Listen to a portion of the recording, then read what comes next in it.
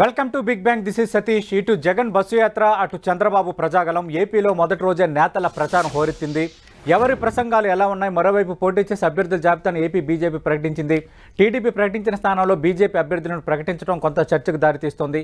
ఓవరాల్గా ఎవరి వ్యూహం ఏంటి? దీనికి సంబంధించి విశ్లేషణ అందించడానికి మనతో పాటు లైవ్లో జాయిన్ అవుతున్నారు ప్రముఖ విశ్లేషకులు తెలకపల్లి రవి గారు. తెలకపల్లి రవి గారు, నమస్తే సార్. నమస్తే సతీష్.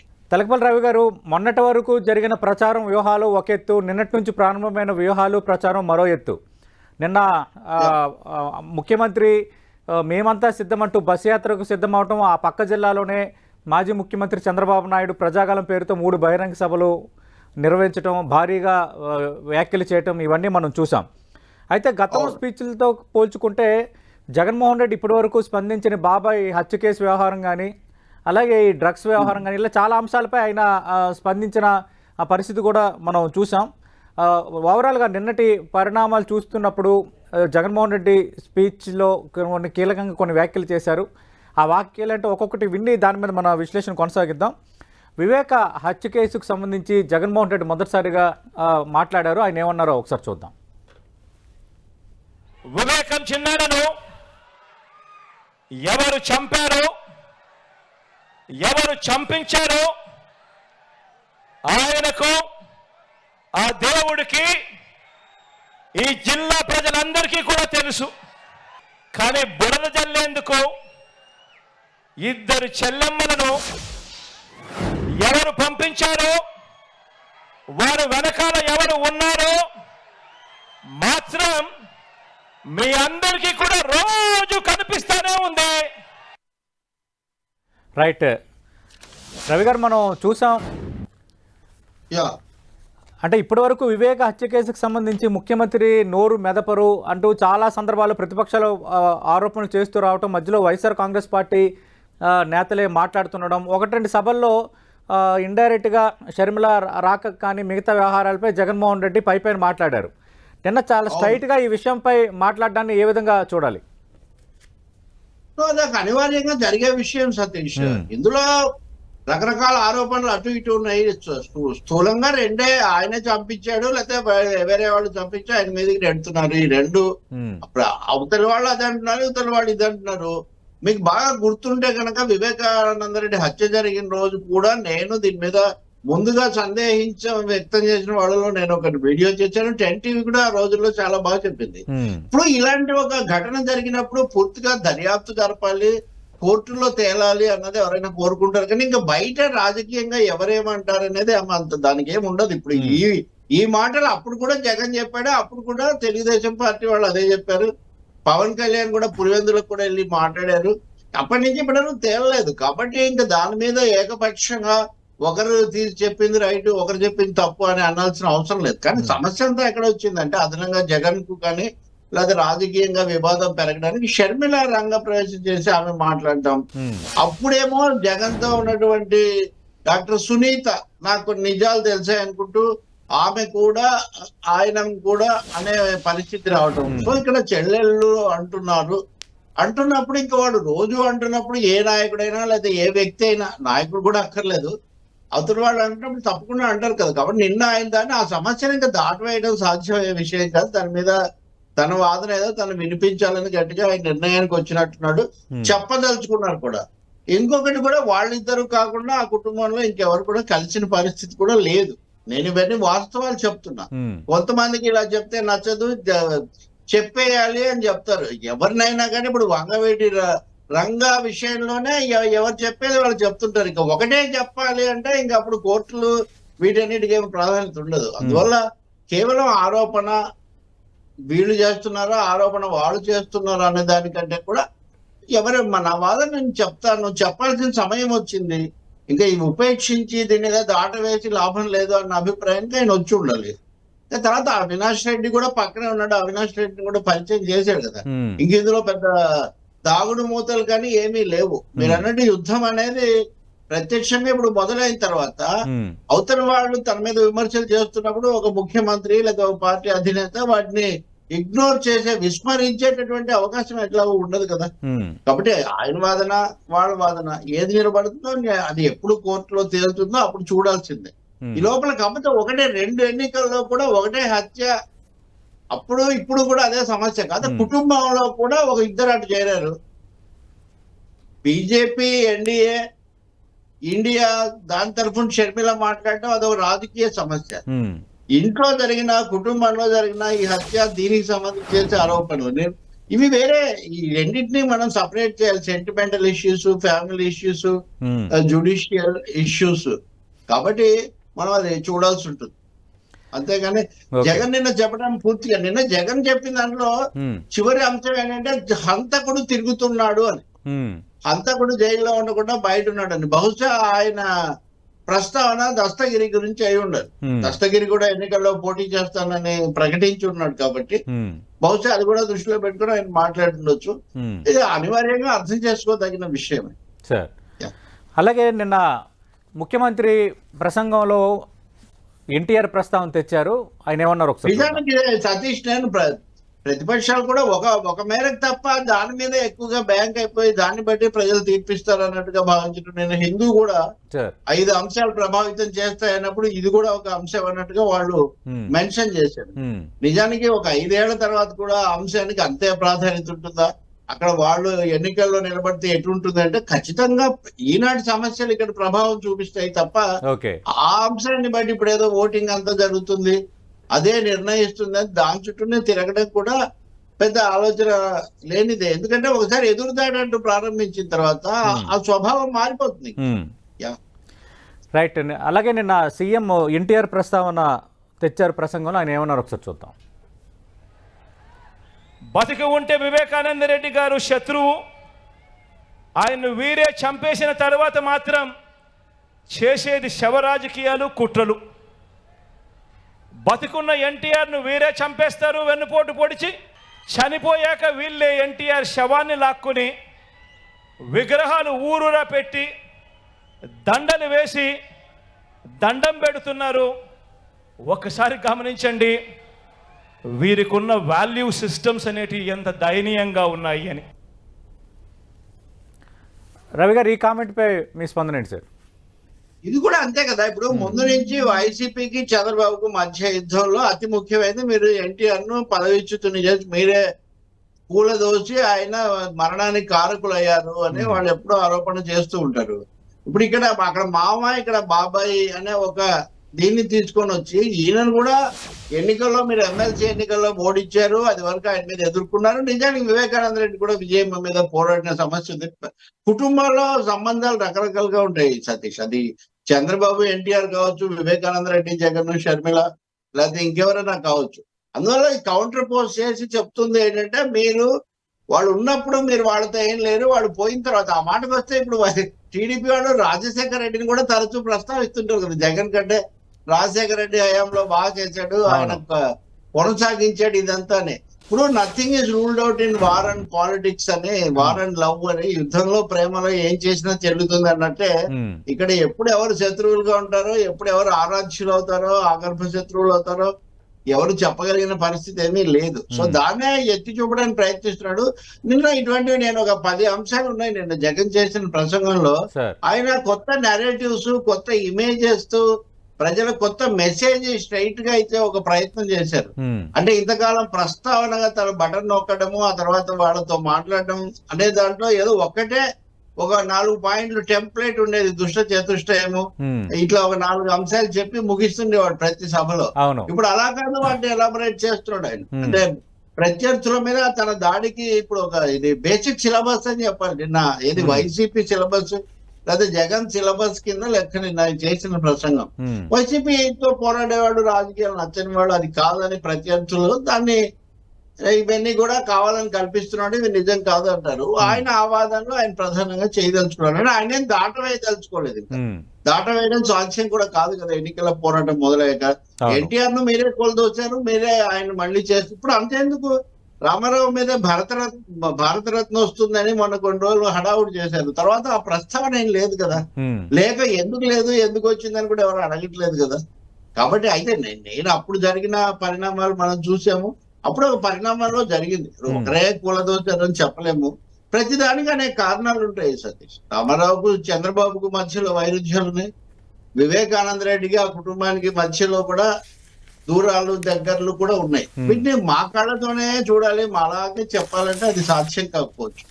వైసీపీ చూసే తీరు వేరే ఉంటుంది, టీడీపీ లేదా చంద్రబాబు సన్నిహితులు చూసే తీరు వేరుగా ఉంటుంది. మధ్యలో చూసే వాళ్ళు రెండు కోణాలు చెప్తారు. సార్ రెండు కోణాలు చెప్పొద్దు అంటే అది కష్టం. రెండు కోణాలు ఉన్నాయి అక్కడ. Yes sir. అలాగే నిన్న ముఖ్యమంత్రి ఆల్ పార్టీస్ అలాగే పొత్తులు వీటికి సంబంధించి కూడా కొన్ని కీలక వ్యాఖ్యలు చేశారు. ఆయన ఏమన్నారు ఒకసారి చూద్దాం. అందరూ కలిసి ఒక్క జగన్ మీద యుద్ధం, ఇంతమంది ఏకమై వీళ్ళంతా సరిపోవడం లేదు అని చెప్పి నా చెల్లెలిద్దరిని కూడా తెచ్చుకున్నారు. నిజంగా ఇంతమంది ఏకమై యుద్ధం చేస్తా ఉన్నది కేవలం ఒకే ఒక్కడి మీద.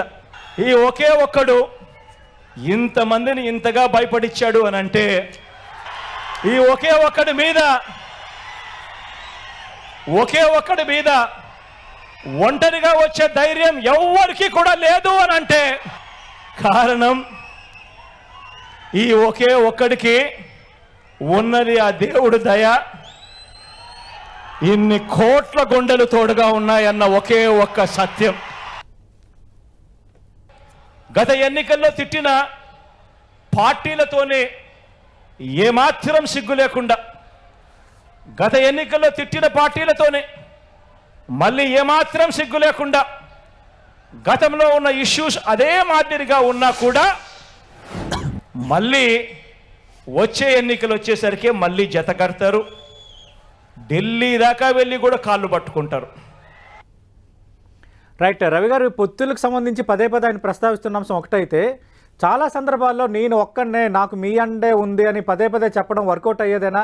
నిన్న కూడా ముఖ్యమంత్రి మీరు అన్నట్టుగా దాని కొంచెం ఎలాబరేట్గా చెప్పే ప్రయత్నం చేశారు. ఇంతమంది కలిశారు, చెల్లెళ్ళు కూడా తోడయ్యారు, ఇంతమంది ఒకరిని టార్గెట్ చేస్తున్నారంటే అంటే ఈ ఒక్కరిని చూసి వాళ్ళు ఏ స్థాయిలో భయపడుతున్నారన్న ఆ తరహా డైలాగులు కూడా ఆయన నిన్న పేల్చారు. ఇప్పుడు ఒకే ఒక్కడనే అర్జున్ సినిమా డబ్బింగ్ సినిమా ఇప్పుడు ఒకరోజు ముఖ్యమంత్రిగా ఉన్న ఒకే ఒక్కడు విడుదలైనప్పటి నుంచి కూడా అది పాపులర్ అయిపోయింది. తర్వాత మళ్ళీ మహేష్ బాబు ఒక్కడు తీశాడు, ఒక్కడు అని రకరకాల రూపాలతో ఒక్కడు చుట్టూ చాలా టైటిల్స్ వచ్చాయి. ఇప్పుడు దాన్ని వైసీపీ టైటిల్ గా మారుస్తున్నాడు. తన ఎన్నికల నేరేటివ్ కు తనకు అది టైటిల్. ఒకే ఒక్కడు ఎవరంటే ఆంధ్రప్రదేశ్ రాజకీయ రంగంలో జగన్ అనేది ఆ విధంగా ఆయన ఎస్టాబ్లిష్ చేయదలుచుకున్నారు. నిజం చెప్పాలంటే బీజేపీ అంటే ఎన్డీఏ కూటమిలో ఉన్న పార్టీలు తప్ప మిగిలిన వాళ్ళు ఎవరు ఏం మారలేదు సతీష్. ప్రధాన పార్టీలు అవే అన్నది వేరే విషయం. తెలుగుదేశం, వైసీపీ ప్రధాన పార్టీలు, బీజేపీ కేంద్రంలో పాలక పార్టీ. ఇంకా మిగిలిన వాటికి అన్ని సీట్లు ఓట్లు ఆంధ్రప్రదేశ్ లో గతంలో లేవు, ఇప్పుడు ఎన్ని ఉంటాయో మనం చూడాల్సి ఉంటుంది. ఆ పార్టీలు ఇప్పుడు కూడా వ్యతిరేకిస్తున్నాయి సతీష్. ఇక్కడ మారింది ఎవరు? బీజేపీ మారింది, టీడీపీ మారింది, జనసేన మారింది. ఆ మారిన వాళ్ళలో బీజేపీ మళ్ళీ జగన్ తో కొంచెం సన్నిహితంగానే ఉంది. ఆ విషయాలు కూడా లోపల బయట వాళ్ళకు కూడా సాన్నిహిత్యం ఉంది. కాబట్టి ఇక్కడ జగన్ చెప్తుంది ఏంటంటే అందరూ కలిశారంటే ఇప్పుడు ఇండియా కూటమి ఉంది, కమ్యూనిస్టులు, కాంగ్రెస్, ఇంకా ఇతరులు సంఘాలు, వీళ్ళు ఇద్దరిని వ్యతిరేకిస్తున్నారు. ఒక్కనే మొదట నిజానికి ఎన్డీఏ రావటము, బీజేపీ రావటం ఎక్కువ ప్రమాదం, మతతత్వం రాకూడదు అని కాంగ్రెస్ వామపక్షాలు ముందు ప్రధానంగా చెప్తాయి. ఇప్పుడు షర్మిల ఉంది కాబట్టి జగన్ పాయింట్ ఎక్కువగా హైలైట్ చేస్తుండొచ్చు ఒక సెక్షన్ ఆఫ్ మీడియా. కానీ రాజకీయంగా మటుకు వాళ్ళు ఇద్దరిని కూడా సమానంగా ముందు ఎన్డీఏ కూటమిని ఓడించండి, ఆ తర్వాత నిరంకుశ వైసీపీని ఓడించండి, ఈ పద్ధతిలో వాళ్ళు స్లోగన్స్ ఇస్తున్నారు. అందువల్ల అందరూ కలిసారు, కలవలేదు, జగన్ కలుపుతున్నాడు అంతే. ఇంకా మూడో విషయం ఏంటంటే నేను ఒక్కనే ఉన్నాను, వీళ్ళందరూ ఉన్నారు. ఇంతకుముందు ఆయన ఒకటే అనేవాడు. నిన్న స్పీచ్ లో మీరు గమనించవచ్చు ఏమంటే సింహం సింగిల్ గా వస్తుంది, వాళ్ళందరూ కలిసి వస్తారు. సింగిల్ సింహం ఇది వరకు ఉండేది, కానీ మీరందరూ సింహాలు అని నిన్న చెప్పాడు.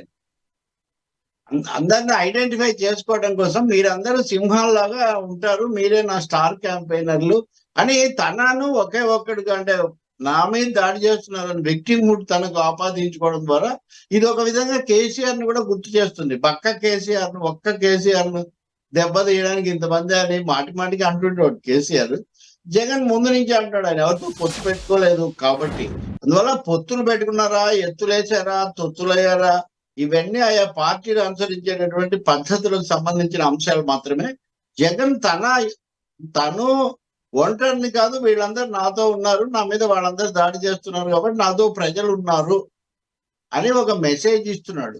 ఇంకా బహుశా మీరు ఇతర ముక్కలు కూడా వేస్తారేమో, ఆ భాగాన్ని ఇంకా ఆయన ఎక్కువ చేసి చెప్పాను నిన్న. అవును సార్. అంటే ప్రజలు నాతో ఉన్నారు, ప్రజలే నా తరఫున పోరాడతారు అనే ఒక మెసేజ్ నిన్న ఆయన మెయిన్ గా పెట్టుకున్నాడు. దానికి ఒకే ఒక్కడు టైటిల్ ఎంచుకున్నాడు సార్.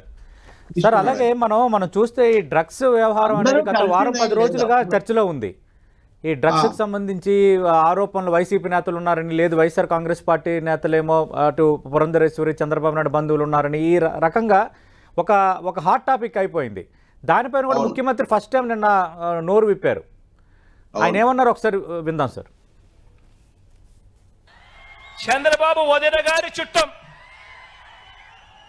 తన కంపెనీకి డ్రై ఈస్ట్ పేరుతో డ్రగ్స్ అంటే మాదక ద్రవ్యాలను దిగుమతి చేస్తూ ఉంటే ఈ మధ్యకాలంలోనే సిబిఐ వాళ్ళు రేడ్ చేశారు.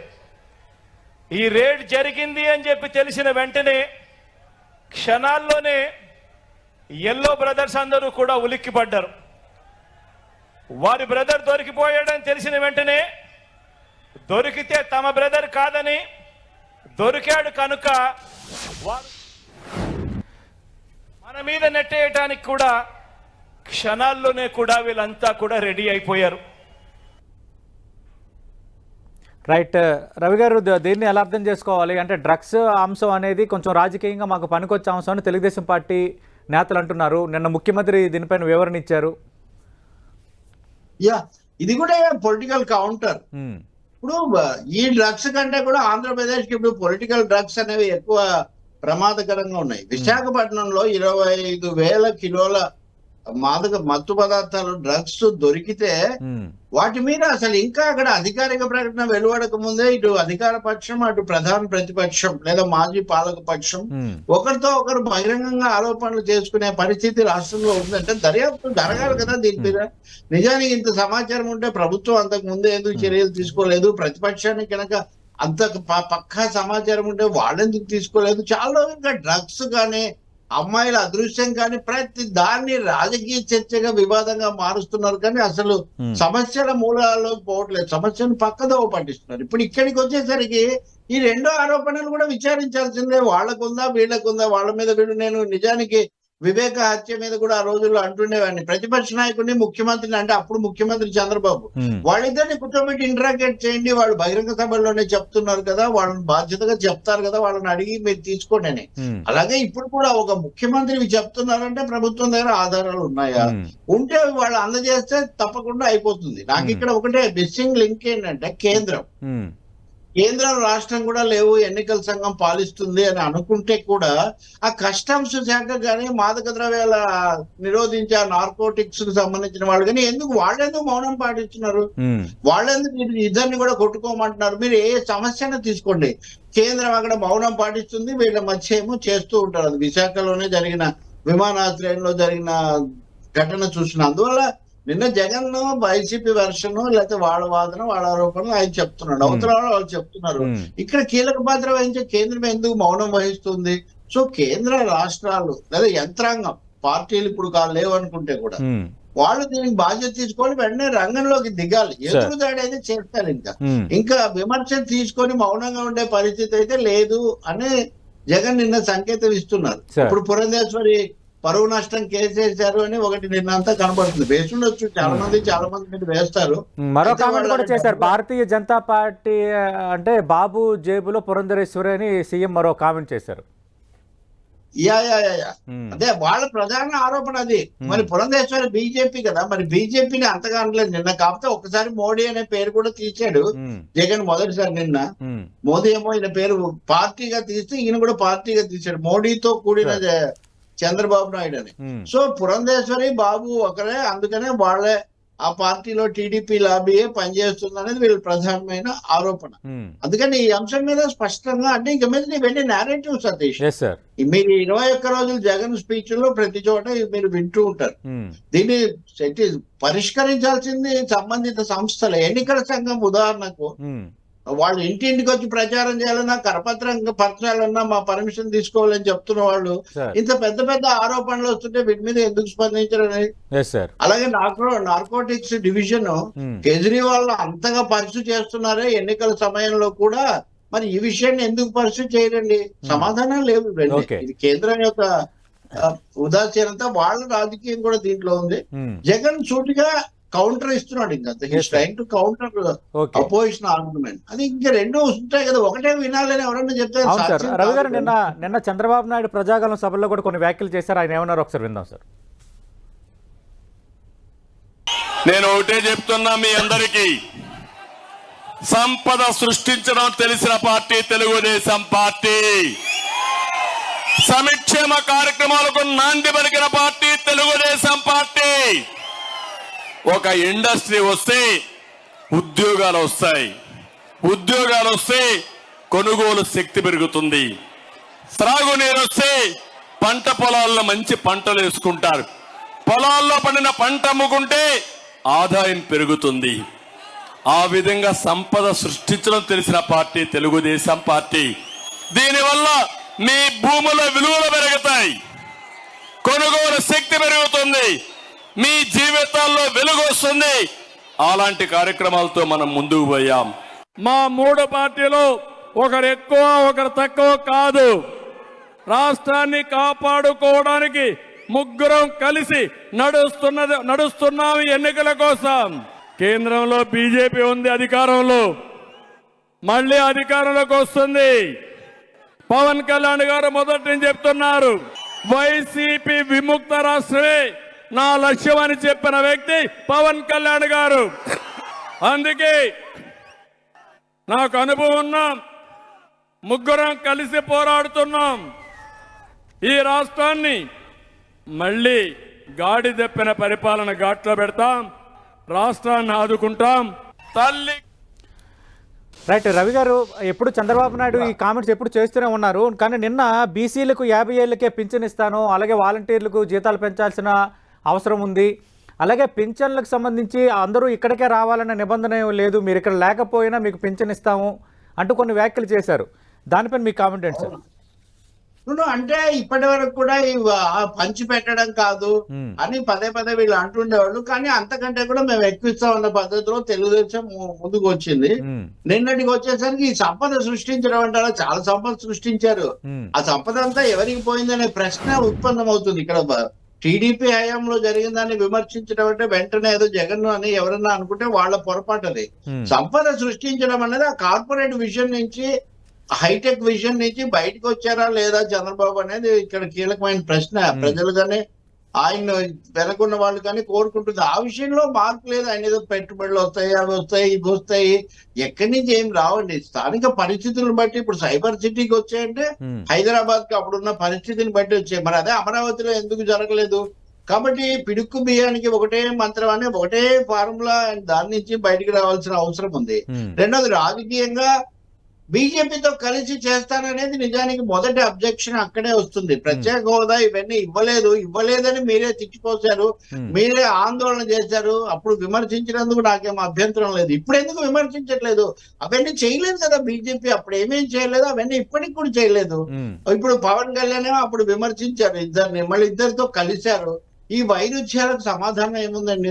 తమాషం అంటే నిన్న చంద్రబాబు రాజకీయ కామెంట్ కూడా చేశారు. ఏమనంటే 5 ఏళ్ళు ఇప్పుడు నేను బీజేపీతో కలిసినందుకు విమర్శిస్తున్నావు, 5 ఏళ్ళు నేను వాళ్లతోనే కదా కలిసి ఉన్నావు అని ఆయన ఎదురు ప్రశ్నిస్తున్నారు.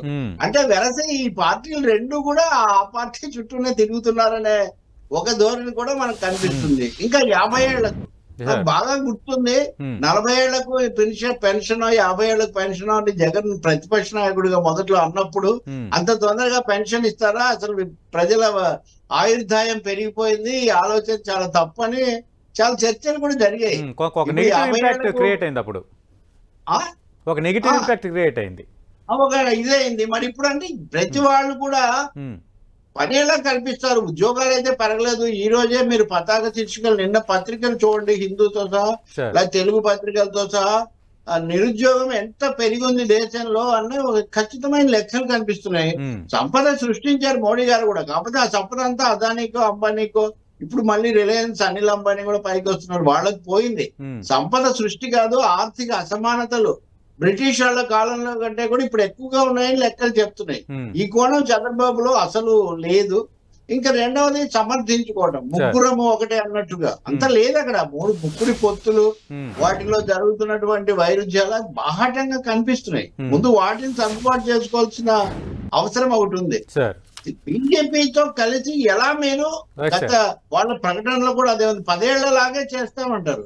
అంటే 10 ఏళ్లలో ఇవన్నీ నిరాకరించారు, ఇక ముందు కూడా నిరాకరిస్తారా? మరి అలా అయితే ఎలా వస్తుంది? ఇంకా కమ్యూనలిజం అనే ప్రస్తావన లేని లేదు అసలు. నాతో ఉంటే ఎన్డీఏ బాగుంటుందంట. ఆయన ఏమంటాడు, ఎన్డీఏ హయాంలో కూడా ఇక్కడ ఏం జరగలేదు అని. ఎందుకు జరగలేదండి? ఎన్ని చర్చీలు ఇవన్నీ కూడా జరిగాయి ఘటనలు, అన్ని మీ చేతుల్లో లేవు కదా. కాబట్టి మీరు ఆ అంశాన్ని విస్మరిస్తే ఎట్లా? నన్ను గెలిపించండి నేను అడగడం వేరు, మోడీ అడగట్లేదు అది కూడా. చంద్రబాబుని గెలిపించండి, జగన్ ఓడించండి అని మోడీ చెప్పట్లేదు. సో ఈ ప్రశ్నలన్నీ ఇక్కడ ఉన్నాయి. మీతో ఎందుకు కలిసారు, వాళ్ళ దగ్గరికి ఎందుకు పోయారు, ఏం వివరణ అక్కర్లేదా ప్రజలు? రైట్ సార్, ఇది ఆంధ్రప్రదేశ్లో నిన్న మొదటి రోజు అటు ప్రతిపక్ష నేత చంద్రబాబు నాయుడు అలాగే ముఖ్యమంత్రి జగన్మోహన్ రెడ్డి ప్రసంగాల్లో చేసిన వ్యాఖ్యలు, వాటి ఇంపాక్ట్, అసలు ఈ వ్యాఖ్యల ద్వారా ఎవరి వ్యూహం ఏంటి అనేది ఎలా ఉందో దానికి సంబంధించి తెలకపల్లి రవి గారు అందించిన విశ్లేషణ. మరకాసేపటి న్యూస్ అప్డేట్స్ ప్రసారం. Stay with us.